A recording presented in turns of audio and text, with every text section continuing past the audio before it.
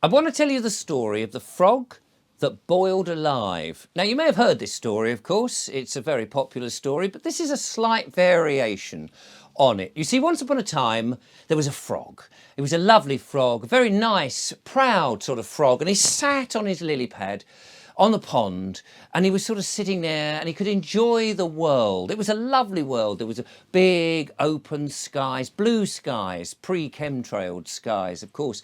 And these skies were full of birds, and he could look up and enjoy the birds, and he would sit on his lily pad and he could basically not do very much. It was just great fun. He didn't have to go to work, he didn't have to pay any tax, he didn't have to worry about people banging on the door demanding money. He just sat there and enjoyed his life. And occasionally he had to leap about and look for some food. His tongue would nip out and grab a fly or whatever was going by. He could look down at the water and see the fishes. He could see all the other sort of little mammals and animals that would go around and drink a little bit of the water. The rabbits would come along and he would have a little chat with them. It was a lovely life. It was very nice. But of course it was a very simple life. And some people might think of it as a very bland life. And over time, of course, other animals would come along, and other frogs, bigger frogs, maybe toads, you might say.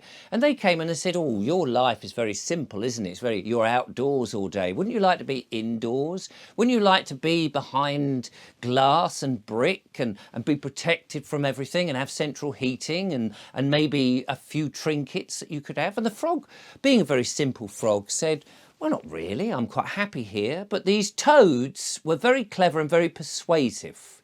And they were going, oh no, this is very boring life, that you are an intelligent frog. You should have much more in your life. After all, we could sign you up to a few things, just register here.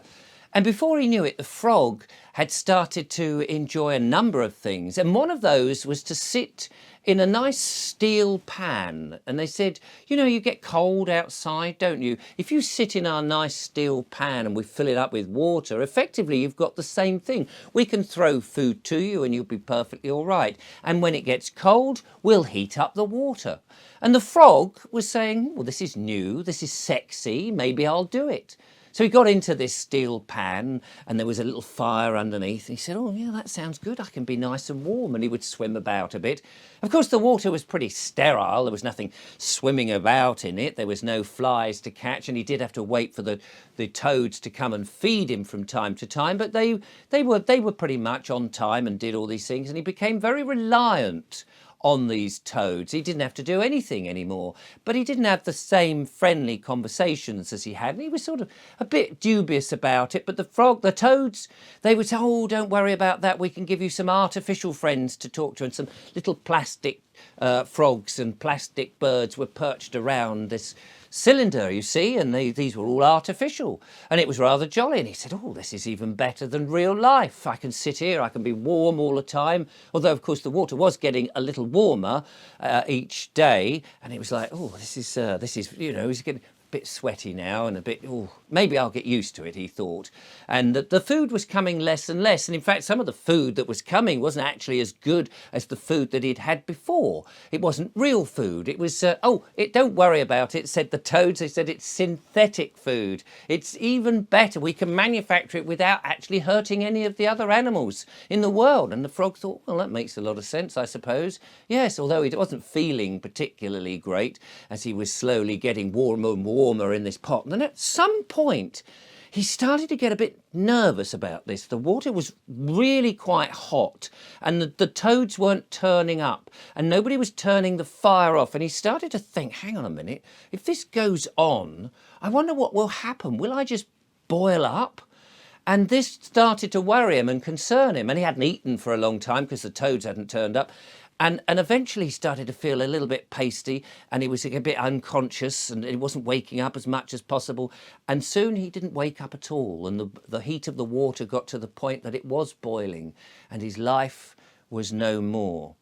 And that, my friends, ladies and gentlemen, does seem to be, when you look in the great outside at all the wonderful people who are going about life, enjoying things and not realising what's happening to them, does seem that that is the same place that we are in, with the chemtrails going around and the poisoning of the water, the poisoning of the air, the highly processed foods that we're eating, and that we are being poisoned. We're being killed slowly and cleverly and surely. And yet we don't even notice it. We don't even know what's going on. And then, of course, there was that rather curious medical intervention, which we're now seeing the results of, where people are dropping down dead left, right and centre, and still we don't see it. My lovely partner, the lovely Julia, only mentioned to me this morning that she switched on her phone and there was this horrendous and rather heart-wrenching story of a father whose ex-wife had gone away on holiday, and he was there looking after their child, a young child, and he had a heart attack and died. And the child was stuck in the house and was unable to feed himself. He couldn't even open the fridge. And after 14 days, this child was discovered dead as well. And poor old Julia, just the thought of that made her eyes well up, and she's sitting over there and she's already crying again as I relate that story, which is rather horrible of me. But this is happening all over the place. Terrible stories are happening. And yet the great unwashed, the people out there are still oblivious to it. We are at war. And unless they actually drop bombs on us and we can hear the explosions, we, for some reason, are just ignoring this, like the frog, and going, oh, somebody will come and turn the gas off at some point. Surely the water won't boil me up. But unless we actually do something, that water is going to get to the point where we all just lose consciousness and we all die. And at some point, some of us have got to wake the others up and say, for goodness sake, they are killing us, and they're doing it every day, bit by bit by bit, whether that be through the food, whether the constant extracting money from us, or whether it be in the water. We've got to wake up and smell that coffee. And I can tell you that coffee is rancid.